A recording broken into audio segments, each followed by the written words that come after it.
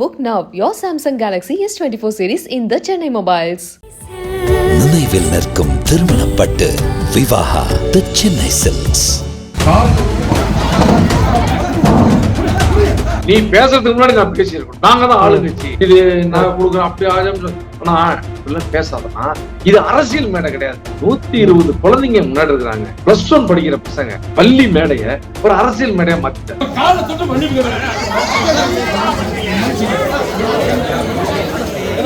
என்னுடைய கோபத்தை காட்டியாக வேண்டிய கட்டாயம், காட்டுறதுக்கு வேற வழி தெரியல. அந்த குழந்தைங்கள காலில் விழுந்து என்னுடைய கோபத்தை ஆதகமா நான் மாத்திட்டு அப்படியே அமைதியா விழுந்துட்டு கண்ணை மன்னிச்சுங்கப்பா அப்படின்னு சொல்லிட்டு நான் அப்படி எரிஞ்சுக்கிறேன். பப்ளிசிட்டியை விரும்புவார்ப்பா அவரு, அதனால பண்றாரு. காலில் விழுவுறதே வந்து ஒரு பப்ளிசிட்டி தான். கேமரா இருந்துச்சுன்னா அங்க போய் டக்குன்னு விழுந்துருவாரு. அடிச்சா சண்டை போட்டா கொச்சை வார்த்தையை பேசியிருந்தா அது விமர்சனத்துக்கு ஆளாகலாம். என்னுடைய உணர்வை பணிவா கொட்டுறேன். காலில் விழுவது தப்பா? சோசியல் மீடியா முழுக்க பேசப்பட்ட விஷயம், ஒரு எம்எல்ஏ வந்து காலில் விழுந்துட்டார்ப்பா, எம்எல்ஏ வந்து காலில் விழுந்துட்டார்ப்பா அப்படிங்கறதான் ட்ரெண்ட் ஆயிட்டு இருந்துச்சு. சோ இன்னைக்கு அந்த எம்எல்ஏவே நம்ம கூட நெஞ்சிருக்காரு. சேலம் பாமகவை சேர்ந்த எம்எல்ஏ அருள் அவர்கள். சார் வணக்கம் சார். வணக்கம். வணக்கம் சார். சார் நான் நேரடியா விஷயத்துக்குள்ள போயிடுறேன்.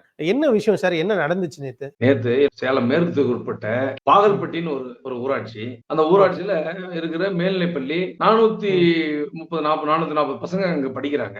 அந்த பள்ளியில +2க்கு நாங்க சைக்கிள் முன்னாடி கொடுத்துட்டோம். இப்ப +1க்கு சைக்கிள் வந்துருந்துச்சு. நேத்து மிகப்பெரிய முகூர்த்த நாள். அந்த நாள்ல அவர் தலைமை ஆசிரியர் ஒரு ரொம்ப அற்புதமான மனிதருங்க. அவர் என்ன நல்ல குழந்தைங்களுக்கு கொடுக்குறோம், முகூர்த்த நாள்ல கொடுக்கலாம் சார். நான் வந்து என்ன சொன்னேன், திங்கக்கிழமை மேல செவ்வாய்க்கிழமை வச்சுக்கலாம் சார். இல்ல புதன்கிழமை நல்ல முகூர்த்த நாள் சார், அது எல்லாம் வளர குழந்தைங்களுக்கு கொடுக்கணும்னு சொன்னாரு. அன்னைக்கு எனக்கு 21 நிகழ்ச்சிகள், என்னுடைய நிகழ்ச்சிகள் மொத்தம் 20 நிகழ்ச்சிகள். இந்த நிகழ்ச்சிகள் அத்தனையுமே பாத்தீங்கன்னா முகூர்த்த நிகழ்ச்சிகள், கோயில் கும்பாபிஷேகம், திருமணங்கள், இப்படிங்க. மத்தியானம் 2 மணிக்குள்ள நிகழ்ச்சிகள் எல்லாம் முடிச்சிடும். அவரும் என்ன சொல்றாரு, எங்களுக்கு பக்கத்துல செயின்ட் ஜோசப்ஸ் காலேஜ்ல நேஷனல் சயின்ஸ் எக்ஸிபிஷன் நடக்குதுங்க. ஒரு 10,000க்கு மேற்பட்ட மாணவ செல்வங்கள் கலந்துக்கிறாங்கன்னு சொல்லி சொன்னாங்க. அந்த நிகழ்ச்சி என்னை கூப்பிட்டுருந்தாங்க. அவங்க மதர் சுப்பீரியர் வந்திருந்தாங்க. அவங்களோட சேர்ந்து அந்த நிகழ்ச்சி நானும் அவங்களும் தான் 2 பேரும் துவக்கி வச்சோம். அந்த நிகழ்ச்சி 10:30 மணிக்கு 10 to 10:30 துவக்கி வச்சுட்டு நான் 11 மணிக்கு இந்த பள்ளியினுடைய நிகழ்ச்சிக்காக வரேன். வரும்பொழுது அதிமுக, திமுக, பாட்டாளி மக்கள் கட்சி, புரட்சி பாரதம், விடுதலை சிறுத்தைகள், நாம் தமிழர் எல்லாம் அங்க இருக்கிற கட்சிகள். என்ன பொறுத்த வரைக்கும் சார், நான் எந்த ஊர்லயுமே அரசியல் சார்ந்து நான் பண்றதே இல்லை. எங்களுடைய மேற்கு தொகுதியில பொறுத்த வரைக்கும் எனக்கு அரசியல்ங்கிறது நான் யாருமே பாக்குறதில்ல. எந்த கட்சிகளையும் மாற்றானா பாக்குறதே கிடையாது. நான் போகும்பொழுது எனக்கு உதவியாளர் என்ன பண்ணுவார்னா, அந்த ஊர்ல இருக்கிற அனைத்து கட்சி பொறுப்பாளர்களுக்கு சொல்லிடுவார். அதாவது இங்க வராங்க வரல, இந்த முறை வரல, 10 முறை வரலன்னா கூட 11வது முறை அவங்க தகவல் சொல்லிடுவோம். இதுதான் என்னோட பாலிசி. அந்த அடிப்படையில என்ன எல்லாத்தையும் சொன்னோம். எல்லாமே ரொம்ப அற்புதமா வரவேற்றா சைக்கிள் கொடுக்குறதுக்கு போனோம். போகும்பொழுது என்ன சொன்னேன், பெற்றோர் ஆசிரியர் சங்கத்தினுடைய தலைவர் ராஜான்னு சொல்லிட்டு ஒருத்தர். அதே மாதிரி அங்க இருக்கிற முக்கியமான பொறுப்பாளர் எங்க கட்சியில தங்கராஜ் சொல்லிட்டு இருக்காங்க, நம்ம ஐயந்திரன்.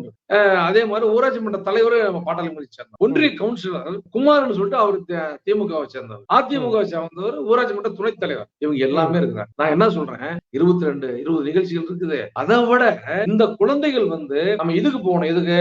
அவங்க சயின்ஸ் எக்ஸிபிஷன் இருக்கிற சயின்ஸ் எக்ஸிபிஷனுக்கு இதே பாகல்பட்டி ஊராட்சி நடக்குது. தமிழ்நாடு முழுக்க இருந்து 10,000 குழந்தைகள் அந்த நிகழ்ச்சியில கலந்துக்கிறாங்க. நம்ம குழந்தைங்க அங்க போய் கலந்துக்கிறோம்னு சொல்லிட்டு தலைமை ஆசிரியர் சொல்றாரு. பெற்றோர் ஆசிரியர் தலைவர் என்ன சொல்றாரு, அண்ணா யாரும் பேச வேண்டாம், நீங்க 2 வாரத்தை பேசிட்டு சைக்கிள் கொடுத்து முடிச்சிடலாம். இல்ல ராஜா நீங்க பேசுங்கன்னு சொல்றாங்க. இல்ல வேண்டான்றாரு. இதுக்கு மேலங்க தலைமை ஆசிரியரும் போய் பெற்றோர் ஆசிரியர் தலைவர், அங்க இருக்கிற கவுன்சிலர் எல்லாத்தையும் போய் கேட்கிறாங்க. கேட்ட உடனே அவங்க என்ன சொல்றாங்க, இல்லைங்க வேண்டாம், எம்எல்ஏ மட்டும் பேச. நானும் என்ன சொன்னேன், இல்லைங்க எனக்கும் பேசணும்னா நோக்கல்ல அப்படின்னு சொல்லிட்டு இந்த குழந்தைங்கிட்ட சொல்றேன், கண்ணு இந்த சைக்கிள்ங்கிறது இலவச, எனக்கு முன்னாடி சொல்லுவது இலவச மிதிவண்டி கொடுக்குறேன்னு சொல்லிட்டாரு. நான் கண்ணு இது இலவச மிதிவண்டி இல்லப்பா, உங்க அப்பா அம்மா எல்லாம் கட்டுற வரிப்பணத்துல நாங்க அரசாங்கம் இங்க உங்களுக்கு சைக்கிளை கொடுக்குறோம். இந்த சைக்கிளை பொறுத்த வரைக்கும் நம்ம பாகல்பட்டியை பொறுத்த வரைக்கும் எல்லா ரோடுமே நம்ம மெரினா பீச்சில் இருக்கிற மாதிரி பெரிய சாலைகள் கிடையாது. சின்ன ரோடு வளைஞ்சு போகணும். நீங்க நல்லா அருமையா ஒழுக்கமா போவீங்க. மது அருந்திட்டு வர்றவன் வேகமா வந்து உங்க மேல அடிப்பான். அதனால நீங்க ஆணாகட்டும் பெண்ணாகட்டும் 2 சைக்கிள்ல ஒன்னா போக கூடாது. உங்களுடைய கண் பார்வை 90 டிகிரி ஆங்கிள் இருக்கணும். மூளை உங்களை சுத்திலையும் இருக்கணும். இதெல்லாம் நான் உங்களுக்கு சொல்றேங்க, பசங்கிட்ட சொல்றேன். இதெல்லாம் நீங்க பாதுகாப்பா போகணும்பா அப்படின்னு சொல்லிட்டு நீங்க வந்து வாழ்விலே முன்னேறணும்னு சொல்லிட்டு நீங்க எப்பவுமே நான் சொல்லுவேங்க. ஒரு நிகழ்ச்சிக்கு போனா என்ன பேசுவீங்களோ அந்த மாதிரி மாணவர்கள் மத்தியில அதை விட அது நான் வந்து சென்ட்ரலா பேசுறது 10-15 நிமிஷம் பேசுவோங்க. இதுல 3 நிமிஷம் தான் பேசினேன். இந்த பேனா ஒண்ணு கொடுத்தேன், குழந்தைங்களுக்கு எல்லாத்துக்கும் பேனா ஒண்ணு கொடுப்பேன். மனதார வாழ்த்திட்டு, சரி கண்ணு வாங்கம்மா சைக்கிள் வாங்கிக்கலாம்னு சொல்லிட்டு நான் கூப்பிடுறேன். கூப்பிடும் பொழுது எந்த பதவியிலும் இல்லைங்க. நான் திமுகவுடைய கிளை செயலாளர். நான் பேசி ஆகணுங்க. ஏன்னா நீ பேசுறதுல எனக்கு என்ன சங்கடம் இருக்குது, பேசு அப்படின்ற. நான் சொல்றேன், நான் பேசி முடிச்சிட்டேன். இல்ல நீ பேசுறதுக்கு முன்னாடி நான் பேசி இருக்கணும், நாங்க தான் ஆளுங்கட்சி அப்படின்னாரு. அண்ணா இங்க இருக்கிற அவர் வயசு பெரியவருங்க. அண்ணா உங்க ஒன்றிய கவுன்சிலர்கிட்ட கேட்கிறேன், ஊராட்சி மன்ற தலைவர்கிட்ட கேட்கிறேன், அதிமுக திமுக பாமக உங்க பெட்ரோவாசிய தலைவர்கிட்ட கேட்கிறேன். அவங்க எல்லாம் வேண்டான்னு சொன்னதுனாலதான் நான் பேச விட்டேன். நீ அரசு ரீதியா அந்த பதவியில் இல்லைங்கிறதுனாலதான் உன்னையும் அவங்க தலைமை ஆசிரியர் கேட்கணும்னு எதிர்பார்க்கல. இருந்தாலும் கூட நீ பேசு அப்படின்னு சொல்றேன் சார். அப்ப பேச மாட்டேன், இது எப்படி ஆச்சா போச்சா, இது எப்படி இந்த பதவி நாங்க தான் பண்றோம், இது நாங்க கொடுக்குறோம் அப்படி ஆச்சா.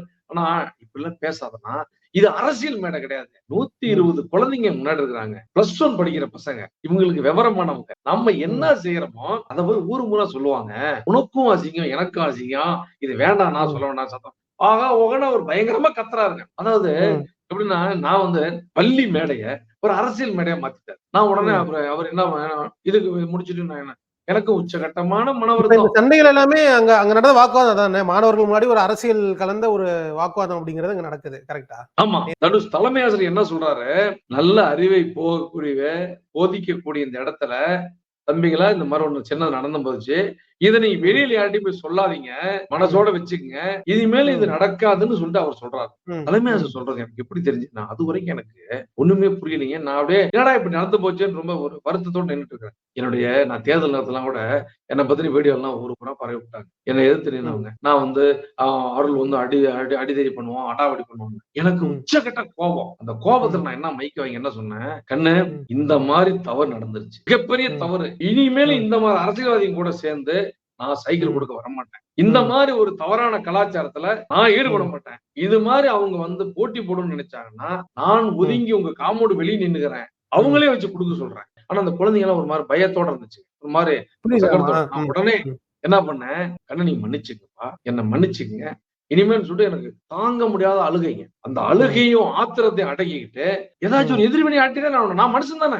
பழைய அருளா இருந்தா நான் வேற மாதிரி பண்ணிருப்பேன், நான் சண்டை போடுவேன். அங்க எது வேணாலும் நடக்கலாம், அவரும் என்ன அடிச்சிடலாம், நானும் அவர் அடிச்சிடலாம். நான் அது இல்லை, எனக்கு 3 எழுத்து, 3 லட்சம் மக்கள் ஓட்டு போட்டு தேர்ந்தெடுத்திருக்கேன். அந்த பதவிக்கு ஒரு மரியாதை நான் கொடுத்தாங்க. அதெல்லாம் அந்த குழந்தைகளுக்கு முன்னாடி கொடுத்தான்னு சொல்லிட்டு என்னுடைய கோபத்தை காட்டியாக வேண்டிய கட்டாயம், காட்டுறதுக்கு வேற வழி தெரியல. அந்த குழந்தைங்கள காலில் விழுந்து என்னுடைய கோபத்தை ஆதகமா நான் மாத்திட்டு அப்படியே அமைதியா விழுந்துட்டு, கண்ணை மன்னிச்சுங்கப்பா அப்படின்னு சொல்லிட்டு நான் எரிஞ்சு நின்னுட்டேன். அதுக்கு பின்னாடி என்னோட ஆத்திரமும் கோபமும் அடங்கிடுச்சு. அப்புறம் அதுக்கு அப்ப என்னன்னாங்க, அங்க இருந்த திமுக அதிமுக எல்லாருமே அவங்க அடைஞ்ச மனவேதனை, இவர் இந்த பெரியவர் ஒருத்தரை தவிர மற்றவங்க எல்லாம் அடைஞ்ச மனவேதனைக்கு அளவு இல்லை. அவங்க எல்லாம் இடம் மன்னிப்பு கேட்டாங்க, நான் மன்னிச்சுக்கணும் மன்னிப்பெல்லாம் கேட்க. அதுதான் இப்ப வயசுலோட சின்ன பசங்க அவங்களை கூப்பிட்டு கூட நம்ம பேசியிருக்கலாம், இந்த மாதிரி நடந்து போச்சுப்பா அப்படின்னு சொல்லி கூட பேசியிருக்கலாம்.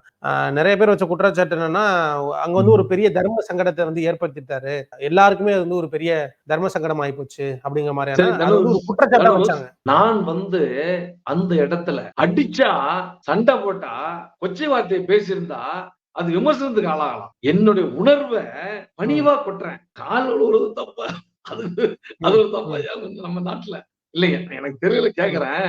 ஒரு கால்ல விழுந்து என்னுடைய உணர்வுகளுக்கு வடிகால் தேடுறேன். நான் காலில் விழுந்து உணர்வு வடிகால் தேடுறது விமர்சனம் சார். ஒண்ணு விமர்சனங்களுக்கு அப்பாற்பட்டவங்க. நான் எங்க ஐயா ஆகட்டும், எங்க அண்ணன் அன்புமணி ஆகட்டும், எங்களுக்கு தெளிவாக சொல்லி கொடுத்திருப்பது, விமர்சனம் பத்தி நீ உன்னுடைய மனசாட்சி, உனக்கு முன்னாடி இருக்கிற மனசாட்சி தான் உன்னுடைய முதலாளி. அவன் என்ன சொல்லனா செஞ்சு போயிட்டே போடா, எந்த விமர்சனம் பாத்துக்கலாம் போடா அப்படின்னு எனக்கு அவங்க 2 பேரும் என்னுடைய குருநாதல் தான் எனக்கு அவர் 2 பேரும் எனக்கு சொல்லி கொடுத்தது. பப்ளிசிட்டியை விரும்புவார்ப்பா அவரு, அதனால பண்றாரு. காலில் விழுவுறதே ஒரு பப்ளிசிட்டி தான். கேமரா இருந்துச்சுன்னா அங்க போய் டக்குன்னு விழுந்துருவாரு. ஃபார் எக்ஸாம்பிள், இப்ப இந்த டாஸ்மாக் கடையை மூடுவதற்காக நீங்க நேர்ல போயிருந்தீங்க, அங்கேயுமே கேமரா இருந்ததுனாலதான் அவர் காலில் விழுந்தாரு.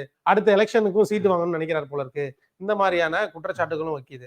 சரிங்க, அந்த டாஸ்மாக் கடை 3 நல்லதா கெட்டதா சொல்ல நீங்க, நான் உங்ககிட்டயே விட்டுறேன்.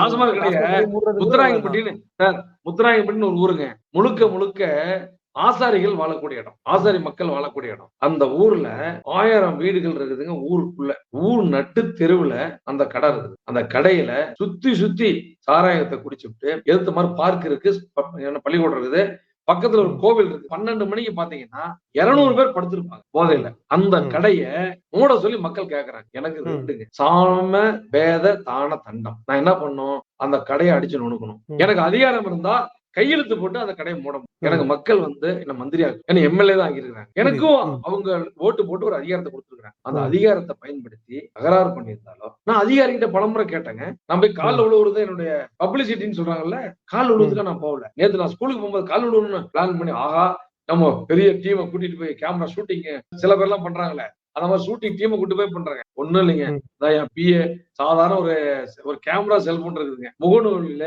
என்னுடைய பதிவுகள் அனைத்தையும் பாரு, என்னுடைய லைவ் போட்டிருக்கு. எங்கேயாச்சும் அரசியல் ரீதியா என்னுடைய கட்சியோ என்னையோ எங்க ஐயா சென்னையாவோ ஒரு பப்ளிசிட்டி பண்ணிருக்கான்னு நீ பாரு. எம்எல்ஏ என்று ஒரு பதவி கொடுத்திருக்கிற மக்களுக்கு விசுவாசமாக செயல்பட வேண்டும்.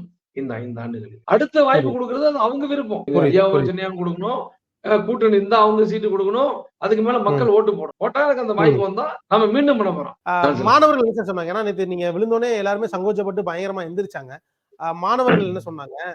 உங்களிடத்துல எதுவும் பகிர்ந்துக்கிட்டாங்களா? மாணவர்கள் வந்துங்க, நான் பேசி முடிச்சுட்டு சைக்கிள் எல்லாம் கொடுத்த பின்னாடி என்ன நோக்கி வந்தாங்க. எல்லாம் அப்படியே கூட்டமா ஆண்கள் பெண்கள் வீடியோ வேணா அனுப்புறேன், வீடியோ கிட்ட இருக்குதுங்க. ஆண்கள் பெண்கள் வந்தாங்கன்னா எதை பத்தி நீங்க கவலைப்படாதீங்கன்னா, நாங்க வந்து உங்களை பத்தி எங்களுக்கு தெரியும். எந்த ஸ்கூலுக்கு பில்டிங் கட்டி கொடுத்துருக்கீங்க, இப்ப கட்டிட்டு இருக்க பில்டிங்காக நீங்க எவ்வளவு கஷ்டப்பட்டீங்க, இந்த நிகழ்ச்சி நடத்தி கொண்டு இருக்கிற சைக்கிள் ஸ்டாண்ட நீங்க உங்களுடைய ஊராட்சி மன்ற தலைவர் தான் கட்டி கொடுத்தது, நீங்க சொல்லிதான் கட்டி கொடுத்தது. இந்த மாதிரி எங்களுக்கு எவ்வளவோ பண்ணிட்டு இருக்கீங்க, நீங்க எதை பத்தி கவலைப்படாதீங்க, தயவு செஞ்சு நீங்க மன்னிச்சுக்கணும்னாங்க. நீங்க ஏன்னா என் கல்ல உடுக்கையும் ரொம்ப வருத்தமா சொன்னாங்க. நான் சொன்னேன், கண்ணு நீங்க அரசியல் கத்துக்கணும், ஆனா அரசியல் கத்துக்கிறது இந்த மாதிரி கேவலமான அரசியல் கத்துக்க வேண்டாம் அப்படின்னு.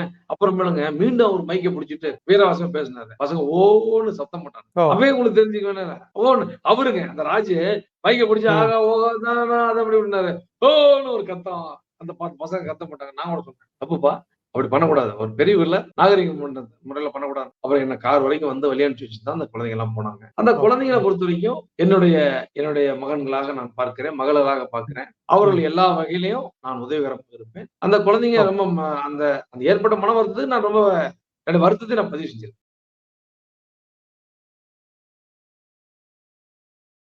Pre-book now your Samsung Galaxy S24 series in the Chennai Mobiles.